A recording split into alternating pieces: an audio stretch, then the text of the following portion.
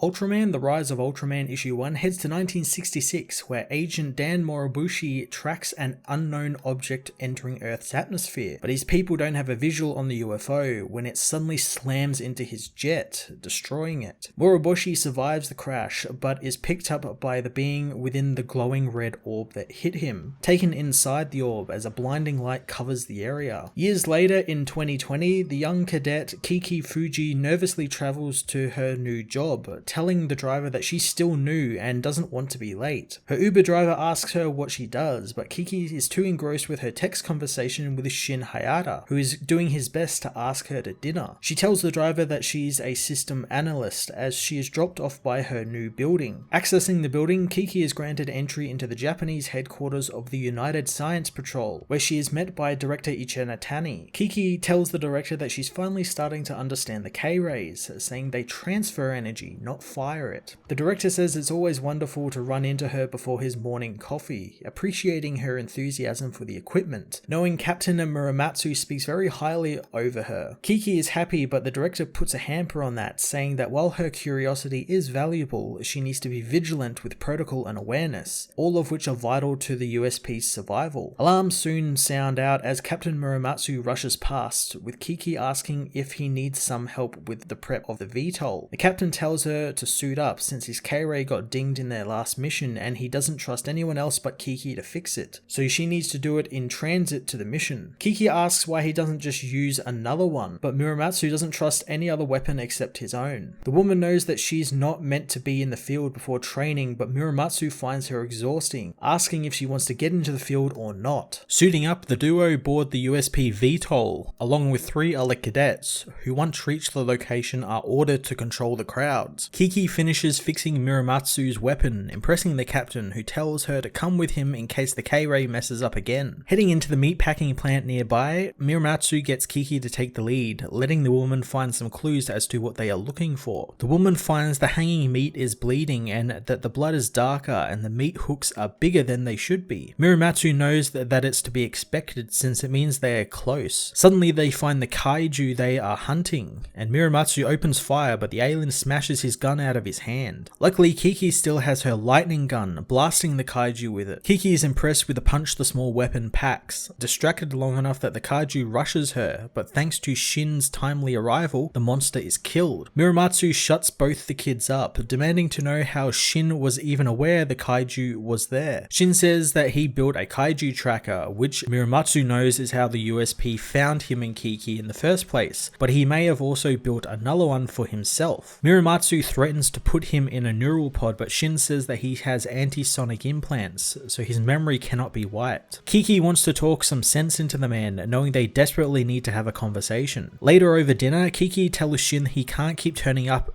at her job and he's risking his reapplication into USP in 2023. Shin finds that a joke, knowing that he will probably fail again anyway, and besides, once you know the truth, how can a person not want to be part of USP and help fight the darkness, since what else could be more important? Kiki asks if he's given up on himself, wanting him to keep his head down for her, since her bosses know that they are friends. Shin isn't too happy that she's making this about her, but Kiki says that she is happy that they chose her to join USP, and it doesn't mean she should be made to feel guilty that he didn't make the cut. After a moment, Kiki knows what she said was wrong, but Shin knows that she was right, and the reason he keeps wanting to catch up to her is because he wants to celebrate with her and support his friend. Kiki is surprised at the answer, saying that in that case, he can buy her dinner tonight in celebration, but he needs to stay away from the incident sites. Shin finds that a pretty lopsided deal, but he's glad at least one of them is living their dream. Talk turns to how the K-rays work, and Kiki